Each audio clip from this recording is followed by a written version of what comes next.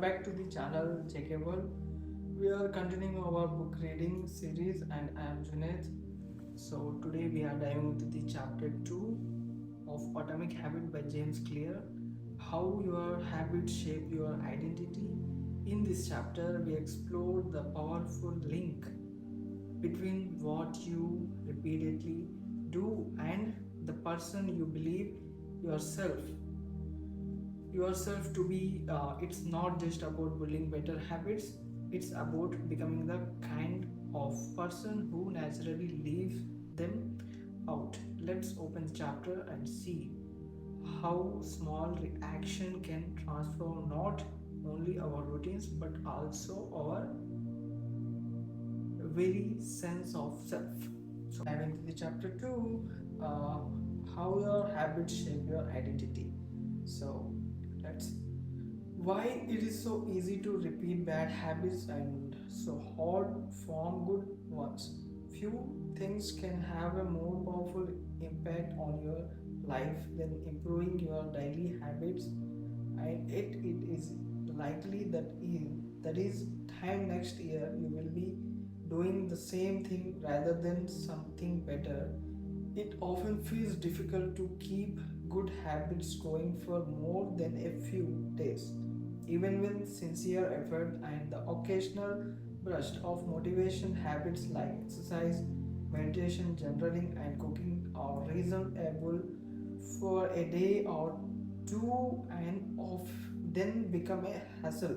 However, once your habits are established, they seem to stick around forever, especially the unwanted ones. Despite our habits in tensions, unhealthy habits like eating junk food, watching too much television, procrastinating, and smoking can feel impossible to break. Changing our habits is challenging for two reasons. One is we try to change the wrong thing, and second is we try to change our habits in the wrong way. In this chapter, I will address the first point. In the chapter in the chapter that follow, I will answer the second.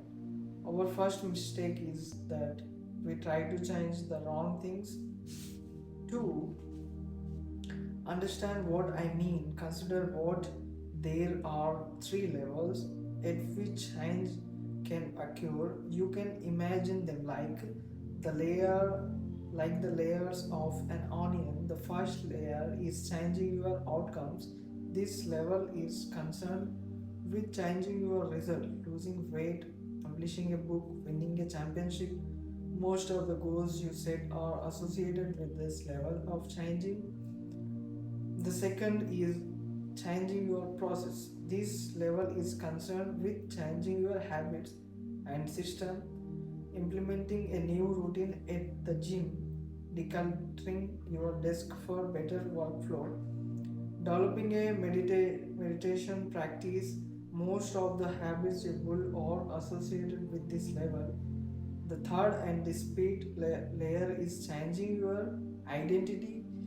This level is concerned with changing your habits, changing your beliefs, your worldview, your self image, your judgment about yourself and others. Most of the beliefs, assumptions, and bases you hold are associated with this level. Outcomes are about what you get, process are about what you do. So, identity is about what you believe when it comes to building habits that last, when it's come to building a system of 1% improvements. The problem is not that one level is better or worse than another. All levels of change are useful in their own way. The problem is the direction of change. Many people being the process of changing their habits by focusing on what they want to achieve. This leads us to outcome based habits. The alternative is to build identity based habits. With this approach, we start by focusing on how we wish to become. So imagine two people resetting a cigarette. When offered a smoke, the first person said, "No, thanks, I am trying to quit." It sounds like a reasonable response, but this person still believe they are a smoker who is trying to be something else. They are hoping their behavior will change while carrying around the same beliefs. The second person declined by saying, "No thanks, I am not a smoker." It's small difference, but this statement signals a shift in identity. Smoking was part of their former life, not their current one. They no longer identify as someone who smokes. Most people don't even consider identity change when they set out to improve.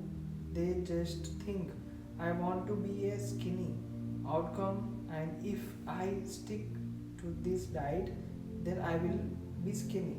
Process.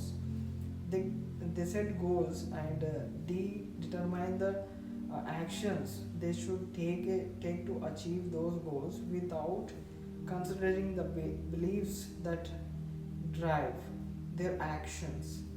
They never shift the way they look at themselves, and they don't realize that their old identity can subtage their new plans or change. Behind every system of action or system of beliefs, the system of democracy is founded on beliefs like freedom, majority rules, rule, and social equality. The system of a dictatorship has a very different set of beliefs like absolute authority and strict obedience. You can imagine many ways to try to get more people to vote in a democracy, but such behavior change would never get off the ground in a dictatorship.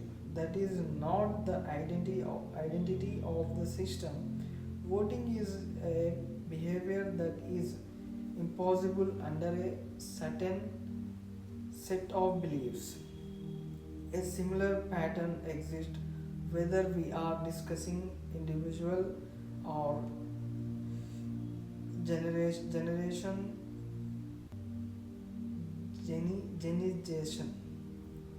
generations of societies. There are a set of beliefs and assumptions that shape the system and identity behind the habits. Behavior not is incongruent with the self will not last. You may want more money, but if your identity is someone who consumes rather than creates, then you will continue to be pulled towards spending rather than earning. You may want better health, but if you continue to prioritize comfort over accomplishment, you will be drawn to it rather than training. It's hard to change your habits if you never change the underlying beliefs that lead to your past behavior. You have a new goal and a new plan, but you haven't changed. So, who you are. The story of Brian Clark, an entrepreneur from Boulder, Colorado, provides a good example. For as long as I can remember, I will chewed by fingernails. Clark and told me it started as a nervous habit when I was young, and then morphed into an undesirable grooming ritual. One day, I realized to stop chewing my nails until they grew out a bit through mindful willpower. along, I managed to do it. Then Clark did something surprising. I asked my wife to schedule my first ever shift ever, my first ever manicure. He said, my thought was that if I started paying to maintain my nails, I wouldn't chew them. And it worked, but not for the momentary reason. What happened was the manicure made my fingers look really nice for the first time.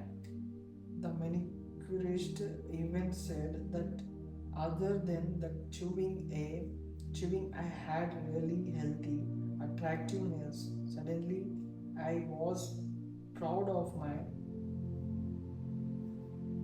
proud of my uh, fingernails, and even though that's something I had never aspired to, it made all the difference. I will never chew my nails since, not even single close call. And it's because I know take pride in properly caring for them. The ultimate form of instinct, instincts motivation is when a habit becomes part of your identity. It's one thing to say I am the type of person who want this. It's something very different to say I am the type of person who is this. So the more pride you have in particular aspect of your identity, the more motivated you will be to maintain the habits associated with it. If you are proud of how your hair looks, you will develop all sorts of habits to care for and maintain it. If you are proud of your size of your biceps, you will make sure you never skip an upper body workout. If you are proud of your skills you need, you will be more likely to spend hours. So, knitting each week, once your pride gets involved, you will fight tooth tooth and nails to maintain your habit. So, true behavior changes identity, change you might start a habit because of motivation, but the only reason you will stick with one is that it become part of your identity. Anyone can convey themselves to visit the gym or eat healthy once or twice, but if you don't shift the beliefs behind the behavior, then it is hard to stick with long term changes. Improvement are only temporary until they become a part of who you are. The goal is not to read a book, the goal is to become a reader. The goal is not to run a marathon, the goal is to become a runner. The goal is not to learn an instrument, the goal is to become a musician. Your behavior are usually a reflection of your identity. What you do is an indication of the type of person you believe that you are, either consecutively or non consecutively. Research has shown that once a person believes in a particular aspect of their identity, they are more likely to act in alignment with that beliefs. For example, people who identified as being a voter were more likely to vote than those who simply claimed voting was an action they wanted to perform. Similarly, the person who incorporates exercise into their identity does not have to convince themselves to train. Doing the right thing is easy after all when your behavior and your identity are fully aligned. You are no longer pursuing behavior change. You are simply acting like type of person you already believes yourself to be. Like all aspects of habits formation, this too is a double-edged sword word. When working for you, identity change can be a powerful force for self-improvement. When working against you, thought identity change can be a course. Once you have adapted an identity, it can be easy to let your allegiance to it impact your ability to change. Many people walk through life in consecutive slumber, blinding following and the norms attached to their identity. So I am troubled with direction. I am not a morning person. I am bad at remembering people's name. I am always late. I am not good with technology. I am horrible at math. And thousands other variations. When you have repeated a story to yourself for years, is it is easy to slide into these mental grow mental growths and accept them as a fact. It time to you being to resist certain actions become because that's not who I am. There is internal pleasure to maintain your self image and behave in a way that is consistent with your beliefs. You find whatever way you can to avoid construct construct constructing constructing yourself constructing yourself. The more deeply a thought of or action is tied to your identity, the more difficult it is to change it. It can feel comfortable to believe what your culture believes, group identity, or to do what upholds your self image, personal identity, even if it's wrong. The biggest barrier to positive change at any level, individual, team, society, is identity conflict. Good habits can make rational sense, but if they conflict with your identity, you will fail to put them into action. So today's episode is so long, you can understand. I have some mistakes. Let it go. I will improve my mistakes. Improve my like improving for less mistakes. So one any given day, you may struggle with your habits because you are too busy or too tired or too overwhelmed or hundreds of other reasons. Over the long run, however, the real reason you fail to stick with habits is that your self image gets in the way.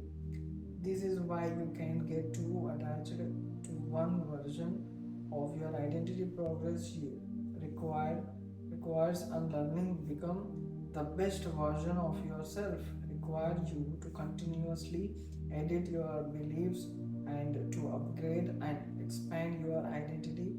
The brings us to an important question.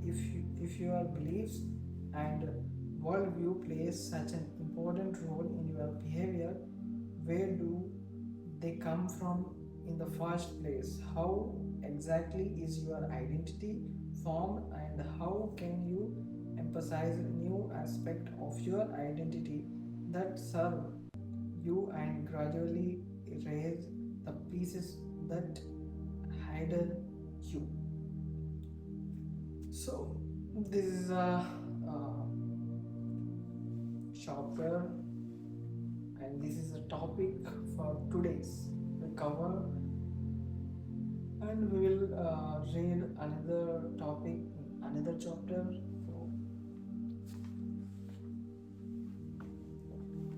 So that's it. So that's bring us to the end of this chapter. How your habits shape your identity. Remember, every small action you take is a vote for the type of person you want to become. If you enjoyed today's reading, so please like this video, share with someone who might benefits, and subscribe to the channel uh, for don't miss any episode. So tomorrow we will dive into chapter. So yeah, chapter. And before we go, check out UI Cool is a custom clothing brand of company. You will start a business like they will operate everything like a call, shipping, and printing designs on the hoodies and clothes. Everything they will manage. You just marketing the product, like you create own your Shopify account and place them into the Shopify account and marketing, and you get order. They will ship and design your clothes and ship them, and everything they will manage. You can start your new business. I will also start. If you go check link in description, please use my link for discount. So let's check it out. Yeah, that's it. If you enjoy this video, like, comment, share, and subscribe to the channel of JK World. So I'm signing off, Mr. Junaid Urf JK. So bye bye guys. See you in next episode of book reading. So bye bye. See you.